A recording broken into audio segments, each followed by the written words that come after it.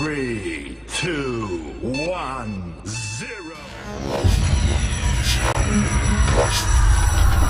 0.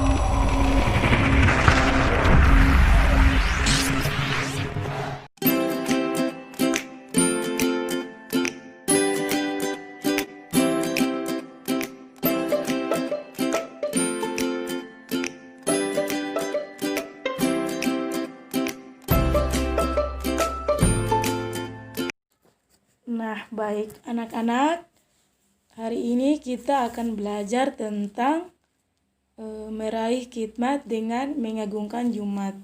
Iya, yang pertama ketentuan sholat Jumat. Jadi, sholat Jumat adalah sholat 2 rakaat secara berjamaah yang dilaksanakan sesudah khutbah Jumat pada waktu zuhur di hari Jumat. Nah, di sini anak-anak, dalil tentang sholat Jumat terdapat pada Quran Surah Al-Jumu'ah ayat 9. Ya baik, jadi di sini syarat wajib sholat Jumat. Syarat wajib sholat Jumat ini yang pertama, Islam. Jadi orang yang selain beragama Islam tidak diwajibkan untuk melaksanakan sholat Jumat. Kemudian yang kedua, balik atau dewasa. Jadi anak-anak di sini balik atau dewasa yaitu orang yang sudah bisa membedakan baik dan buruk. Jadi anak-anak tidak diwajibkan untuk melaksanakan sholat Jumat. Kemudian berakal sehat. Jadi di sini orang gila tidak sama sekali diwajibkan untuk melaksanakan sholat Jumat. Nah, kemudian laki-laki. Jadi perempuan tidak diwajibkan untuk melaksanakan sholat Jumat. Kemudian sehat. Nah, orang yang sakit keras tidak diwajibkan untuk melaksanakan sholat Jumat. Kemudian menetap atau bermukim. Nah, anak-anak, tadi kita sudah membahas tentang syarat wajib. Sekarang kita masuk pada syarat sah mendirikan sholat Jumat. Di sini syarat sah mendirikan sholat Jumat yang pertama diselenggarakan di masjid. Jadi sholat Jumat ini diselenggarakan di masjid, bukan di lapangan, di tempat-tempat lain dan sebagainya. Kemudian pada waktu zuhur. Jadi sholat Jumat ini dilaksanakan pada waktu zuhur. Kemudian dikerjakan secara berjamaah. Jadi anak-anak, sholat Jumat ini dikerjakan secara bersama-sama, bukan sendiri. Oke, kemudian dilaksanakan setelah 2 khutbah. Nah, sekarang kita masuk pada khutbah Jumat. Jadi, khutbah Jumat ini merupakan nasihat dan tuntutan ibadah yang disampaikan oleh khotib kepada jamaah sholat Jumat. Nah, jadi rukun khutbah Jumat. Jadi di sini ada rukun khutbah Jumat. Jadi rukun khutbah Jumat ini yang pertama mengucapkan puji-pujian kepada Allah Subhanahu wa Ta'ala.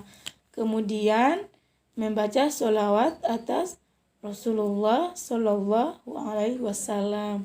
Kemudian mengucapkan 2 kalimat syahadat.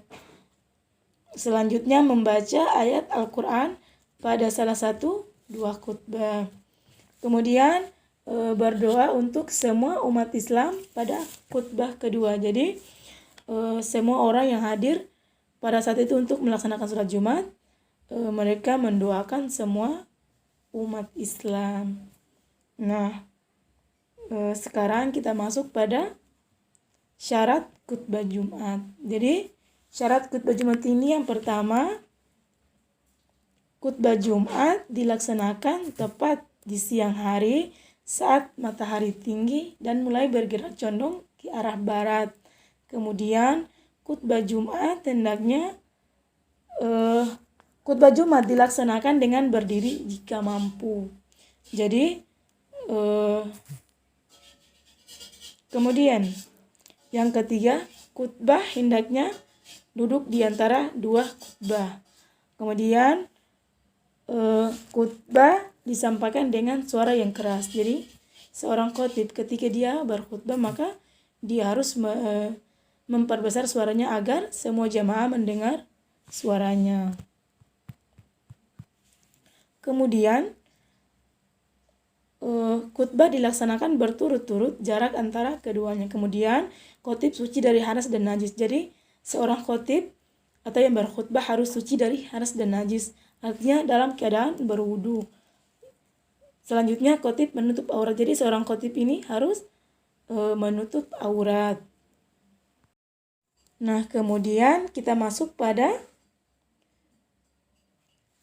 adab melaksanakan sholat Jumat. Jadi anak-anak di sini adab melaksanakan sholat Jumat. Yang pertama, meluruskan saf barisan sholat. Kemudian ketika khotib sedang berkhutbah, kita dilarang untuk berbicara satu kata pun. Jadi jika anak-anak sedang sholat atau mendengarkan khutbah, kalian tidak boleh bercerita.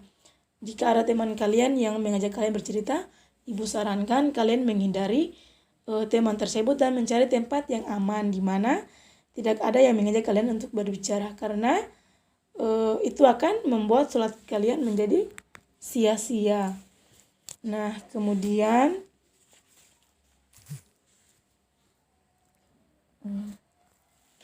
hal-hal yang boleh dijadikan alasan untuk meninggalkan sholat Jumat. Jadi di sini hal-hal yang dijadikan alasan untuk meninggalkan sholat Jumat. Yang pertama, sakit. Jadi orang yang sakit keras dia boleh tidak melaksanakan sholat Jumat. Namun dia harus menggantikannya dengan sholat zuhur. Tetapi kalau cuma sakit ringan seperti sakit gigi, sakit kepala, dia harus tetap melaksanakan sholat Jumat di masjid. Nah, kemudian hujan lebat, angin, dan bencana alam. Jadi misalkan nih anak-anak mau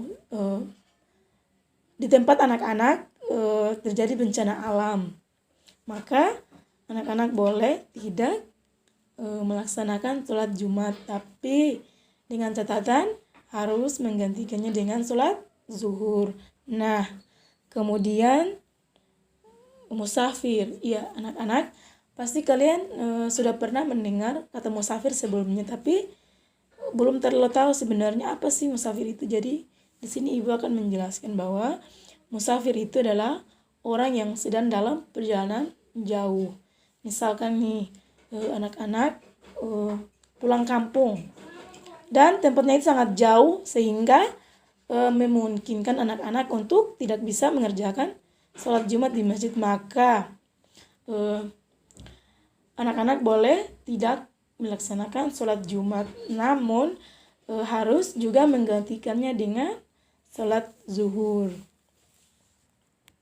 Ya, kemudian kita masuk pada hikmah sholat Jumat. Jadi hikmah sholat Jumat ini yang pertama, memuliakan sholat Jumat. Kemudian menguatkan tali silaturahmi. Kemudian berkumpulnya umat Islam di dalam masjid merupakan salah satu cara untuk mencari barokah Allah Subhanahu wa Ta'ala. Kemudian melipat gandakan pahala kebaikan. Kemudian membiasakan diri kita untuk disiplin terhadap waktu. Jadi jika anak-anak selalu mengerjakan sholat Jumat, maka otomatis kalian terbiasa untuk disiplin terhadap waktu. Nah, anak-anak,